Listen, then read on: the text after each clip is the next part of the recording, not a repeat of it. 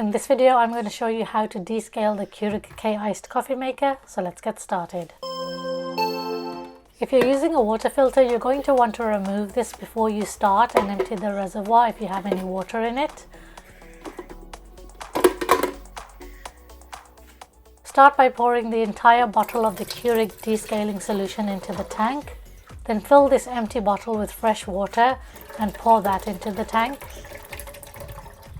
So it will be 1 part solution and 1 part water. Now this part is important and most people miss this step. You need to plug in the machine, but make sure the machine is turned off. Also make sure there are no pods inserted. Open the lid and double check. This will wake up the machine, and unfortunately there is no power off button, so we can turn it off by unplugging and plugging the machine back in, but don't press any buttons to wake it up. Place a large mug or jug on the drip tray. If, like my machine, your descale light is not flashing, we need to enter descale mode, pressing both the 8 ounce and 12 ounce together, and then the descale light will turn on. If your light is already on, then the machine has already prompted you to descale, so you may not need to do this step. Once the descale light flashes, the 12 ounce button should also flash, and we need to press this to start the descaling cycle. When the first cycle is done, throw out the water and place the jug back on the drip tray to run another cycle. You'll notice my add water light came on, even though I still have half of the solution left in the reservoir. This is the only issue I find with the K-Iced. The water reservoir is quite sensitive to how much water it has in it, even though there is still quite a bit in there. So if I lift and replace the tank, the light disappears. It doesn't always disappear though, so if your add water light flashes, I would add about 1 to 2 ounces of water to the tank until the add water light goes away, because A, you don't want to waste the solution, and B, you want to descale the machine thoroughly with 2 cycles instead of 1.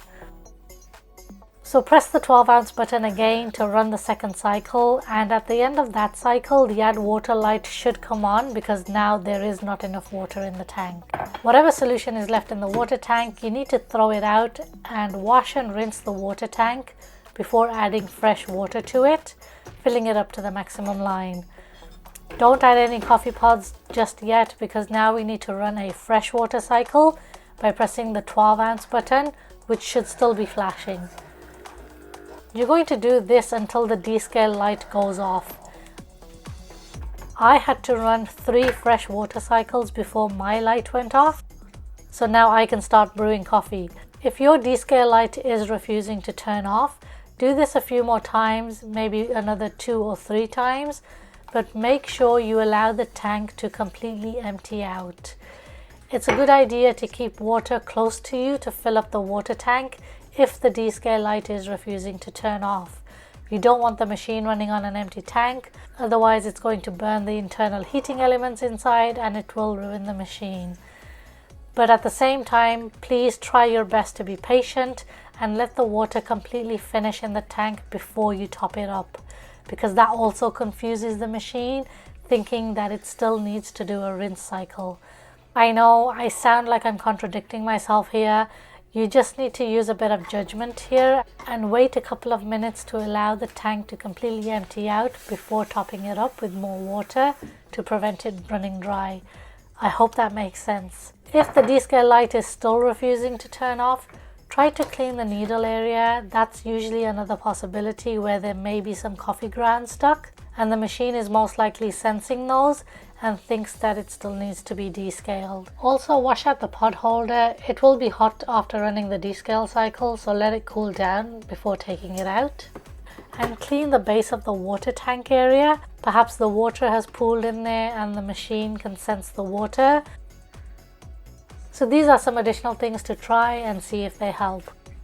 Anyway, do let me know in the comments if it all worked out well.